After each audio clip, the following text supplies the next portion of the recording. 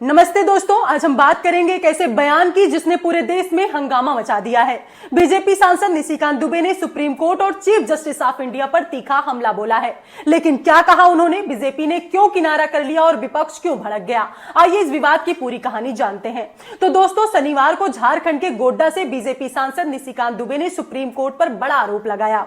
उन्होंने कहा supreme court अपनी सीमा से बाहर जा रहा है। अगर सुप्रीम कोर्ट को ही कानून बनाना है तो संसद और विधानसभा को बंद कर देना चाहिए। उन्होंने ये भी कहा कि सुप्रीम कोर्ट के फैसले देश में धार्मिक युद्ध को भड़का रहे हैं और चीफ जस्टिस संजीव खन्ना को इसके लिए जिम्मेदार ठहराया। ये बयान वक्फ एक्ट और सुप्रीम कोर्ट के कुछ हालिया फैसलों के संदर्भ में आया।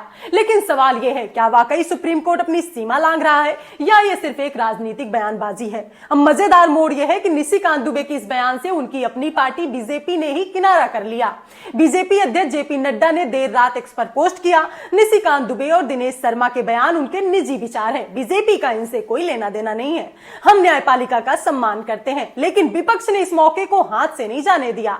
एआईएमआईएम चीफ असदुद्दीन ओवैसी ने तीखा हमला बोला। उन्होंने कहा बीजेपी सुप्रीम कोर्ट को धमकी दे रही है। ये लोग ट्यूबलाइट हैं, इन्हें संविधान की धारा 142 का भी नहीं पता। कांग्रेस ने भी कहा सुप्रीम कोर्ट को यह कमजोर करने की साजिश है। तो दोस्तों, ये विवाद अचानक नहीं उठा। दरअसल सुप्रीम कोर्ट में वक्फ एक्ट पर सुनवाई चल रही है। केंद्र सरकार ने कोर्ट को आश्वासन दिया कि अगली सुनवाई तक इस एक्ट के कुछ विवादित प्रावधान लागू नहीं होंगे।